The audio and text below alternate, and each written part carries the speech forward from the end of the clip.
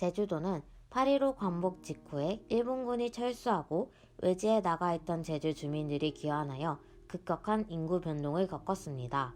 사람들은 직업을 구하지 못하여 생계를 꾸리기 어려웠고 생필품 부족과 콜레라로 인한 인명희생, 극심한 흉년으로 민심이 악화되었습니다. 게다가 일제에 동조했던 경찰들은 미군정 하에서 다시 군정경찰로 변하였으며 군정관리들이 부정행위를 일삼는 상황 속에서 1947년 이른바 3.1절 발포 사건이 발생하였고 이것은 제주 4.3 사건의 도화선 역할을 하였습니다. 1947년 3.1절 기념식을 마친 군중은 길거리에서 행진을 하며 시위를 하였습니다. 관도청 앞 관장에서 그 모습을 구경하던 어린아이가 기마경찰이 탄 말에 치여 다치는 사고가 발생하였고 경찰의 발포로 민간인 6명이 사망하고 6명이 중상을 입게 되었습니다. 3월 10일 경찰의 발포에 항의하는 남로당 제주도위원회 사람들이 민관 총파업을 벌이자 미군정은 파업 참여자들을 체포하면서 탄압하였습니다. 한편 사태가 심각해지자 제임스 카스티어 대령이 진상조사에 나섰는데 당시 작성된 미군의 정보보고서에는 30 총파업의 좌우익 세력이 다 참가하고 있으며 제주도 인구의 70%가 좌익단체의 동조자이거나 좌익분자의 거점이라고 알려져 있다고 기술하였습니다. 또한 제주도민의 경찰에 대한 반감과 이런 감정을 부추기는 남로당에 의해 30 총파업이 증폭되고 있다고 하며 좌익 세력을 없애버리는 정책을 전개하였습니다. 3월 14일 경무부장 조병옥은 3.1 사건이 일종의 폭동이며 다른 지방의 응원경찰을 대거 투입하여 힘으로 제주의 치안을 바로잡겠다는 뜻을 담은 포고문을 발표해서 1948년 4.3 발발 직전까지 약 1년간 2,500여 명을 무더기로 검거하고 이들을 고문하였습니다.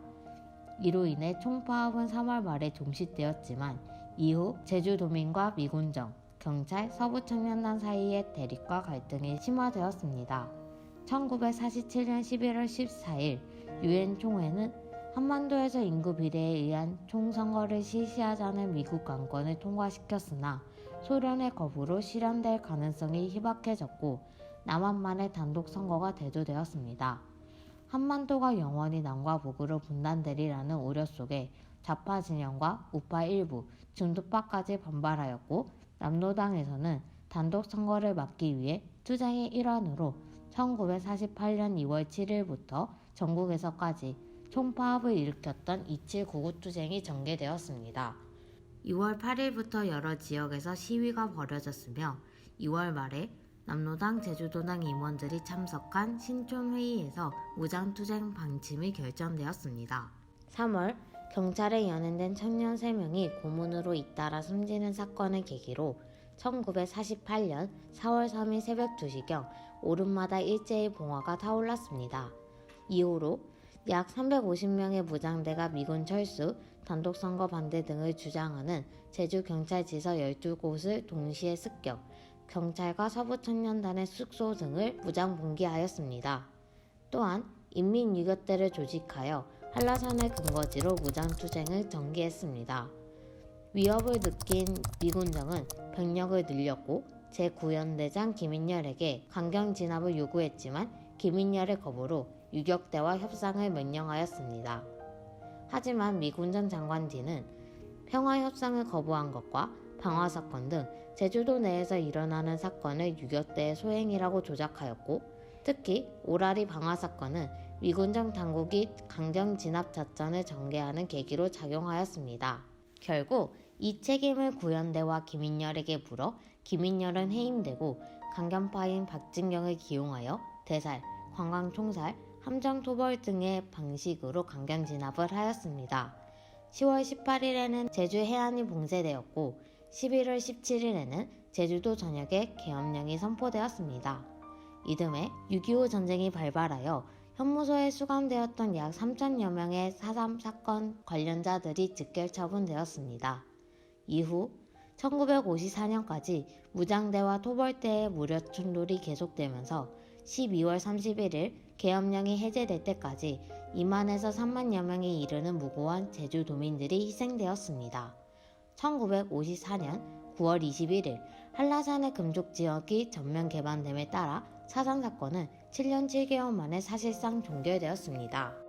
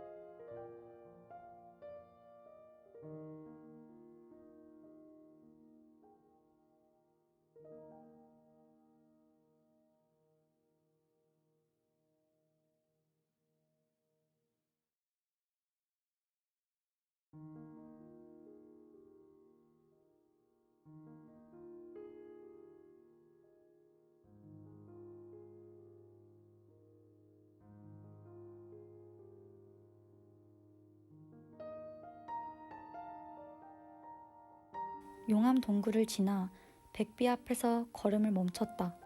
회색 빛깔의 무채색 비를 보니 4.3의 고통과 슬픔을 입 밖으로 꺼내지 않는 제주도민들의 아픔을 투영하고 있는 것 같았다.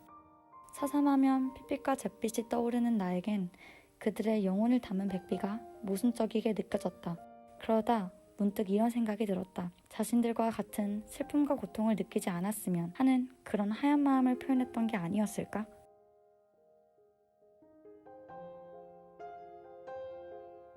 사삼평화박물관의 중심에 있는 백비를 보면서 초기에 제대로 피해자 신원조사가 되었더라면 이 백비는 없지 않았을까라는 생각을 했다. 4.3 사건의 가장 슬픈 부분은 다름 아닌 피해자 진상규명이 뒤늦게야 진행되었다는 것이다. 하지만 현재 피해 지역은 이미 콘크리트로 메워졌으니 그 대신 우리는 4.3 사건을 아주 오랫동안 기억해야 할 것이다.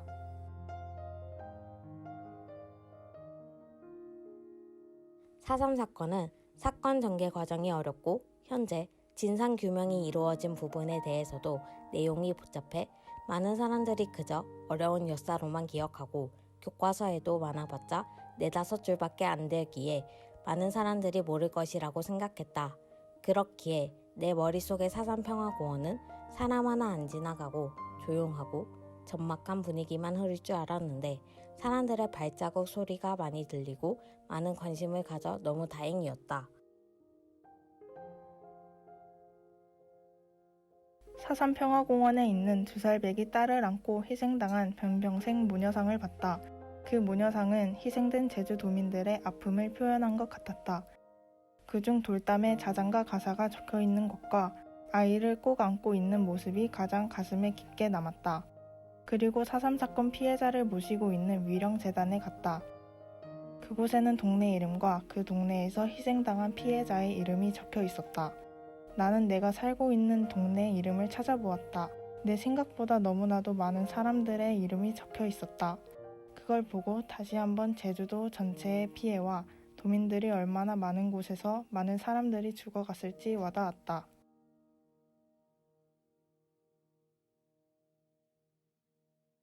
초등학생, 중학생 때는 4.3 사건이 뭔지도 잘 몰랐고 관심을 가지지도 않았는데 이번에 4.3 사건에 대해 자세히 알게 되면서 그동안 관심을 가지지 않았던 모습이 생각나며 후회도 되고 제주도에 살고 있는 사람으로서 부끄러움을 느끼기도 했다. 다랑시구를 재현한 곳으로 들어갔을 때 실제로 그 사건 당시 사람들이 느낀 공포와 두려움은 훨씬 컸겠지만 4.3 사건의 공포와 두려움을 느낄 수 있었다. 지금은 예전보다 사람들이 4.3 사건에 대해 관심을 많이 가지고 있고 4.3 사건에 대한 프로그램, 영상도 계속해서 만들어지는 것을 보니 미래에는 지금보다 더 많은 사람들이 4.3 사건을 오래 기억할 것이라고 생각한다.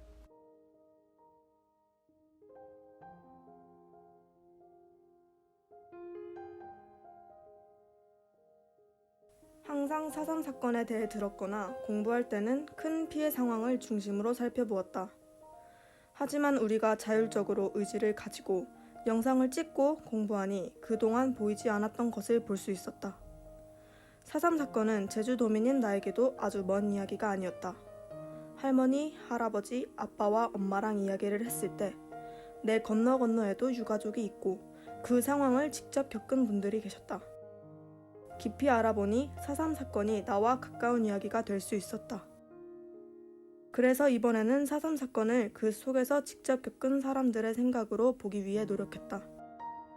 내가 뛰어놀던 공간과 마을이 사라진 아이의 시점에서 한 마을을 오래 지키고 변화하는 모습을 보고 이 마을이 다 사라지는 모습까지 본 어르신의 시점에서 사건 속에서 바라보니 4.3 사건은 피해자의 숫자를 다 헤아릴 수 없는 그때에 존재했으므로 모두가 피해자라고 할 수 있는 사건이라는 것이 느껴졌다.